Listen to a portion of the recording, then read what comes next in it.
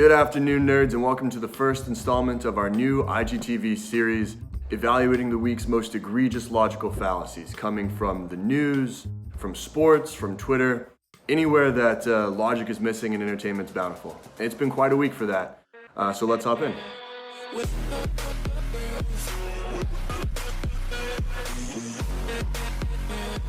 Today we're going to cover three of the LSAT's favorite fallacies, that being the equivocation fallacy, the absence of evidence fallacy, and finally the temporal fallacy.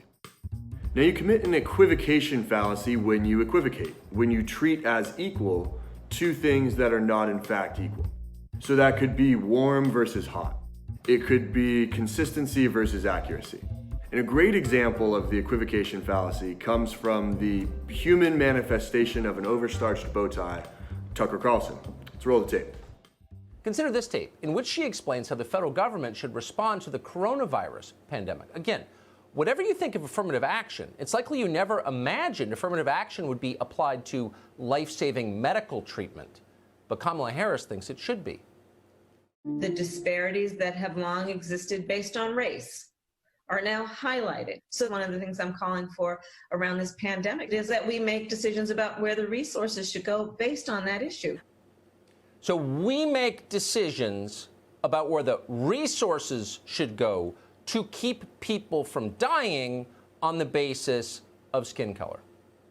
So only people of a certain color get the vaccine, for example. That's what she's arguing. That's not what she's arguing. Let's break this down. The conclusion is clear. It comes at the end. Only people of a certain skin color will get access to the coronavirus vaccine. Now, once we've identified the conclusion, we have to ask ourselves, what premises are offered to support this claim? And the quote that's used to support it is from Kamala herself, where she says she advocates for allocating resources to the communities most affected by the virus. Now, Tucker's rhetorical trick here is clear. He's switching the term resources to vaccines specifically. Now, his version is much more dramatic, to be sure, I'll give him that. But if you found this segment on an LSAT question, if they asked you the flaw, you're circling the answer choice that corresponds to the equivocation fallacy, no doubt. Of course, in an election year, there's no shortage of quality political content to assess. And you'll notice, I think, that when the subject is most contentious, that's often when you'll see the worst logical reasoning. Lately, one of the most contentious topics has been mail-in voting. And earlier this week, CNN's Jake Tapper and Trump's chief of staff, Mark Meadows, obliged us with some quality content. Do you realize how inaccurate the voter rolls are with just people just moving around, not let alone the people that die off, but sending ballots out just based on a voter roll registration? Anytime you move, you'll change your driver's license, but you don't call up and say, hey, no by the way, of widespread voter fraud, though. But there's no evidence of widespread voter fraud. There's no evidence that there's not either. That's the definition of fraud, Jake. When we look at that, what we have seen are a number of mail. There's a lot to unpack here, and my face looked like Jake Tapper's the first time I watched this video. For pedagogical purposes, let's give Meadows a break and simplify Tapper's argument to the following. He says if there's no evidence of voter fraud, then we can conclude that there in fact is no voter fraud. No evidence, no fraud at all.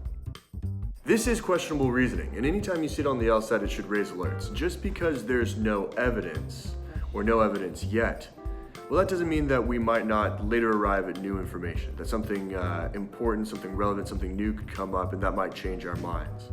Don't forget, absence of evidence is not evidence of absence. I know it sounds like a goofy bumper sticker on your high school social studies teacher's Prius, but it's a useful way to remember this important fallacy. We're on now to the fallacy that far and away vexed me the most. Hit it. The Portland Trail Blazers are gonna win the series. Okay. We already got that. Okay, but if they win tonight, Chuck, we're even on bets. Listen, yes, bet. yeah. If the Portland Trail Blazers win tonight, they're going to sweep the Lakers. Sweep? Oh, stop it. I'm telling you. What you got tonight? They gonna sweep the Lakers. But it gets worse. He said it's a sweep. He said it's a sweep. Uh-oh. He said if the Blazers won game one, they go on to sweep the Lakers. Another infamous Charles Guarantee. Hold on, wait a second, y'all. It's not a sweep, is it? It's not a sweep. Oh, my God. Okay, Chuck. This is... So the Lakers did, in fact, lose game one on the second worst playoff three-point shooting of all time. That's fair. That's the premise. But on that basis, Barkley goes on to conclude that the Lakers are going to keep losing, that they're going to get swept, lose all four in a 7-game series. So the premise is we lost one game. Conclusion is if we're going to lose them all. This is a flagrant temporal fallacy, assuming that the future is going to follow the past. And I'm positively indignant. If you find yourself similarly incensed by any lapses in logic that you observe this coming week, then we'd love to hear from you. Shoot us a DM, drop a comment below. Tune in next week, and I'm looking forward to it.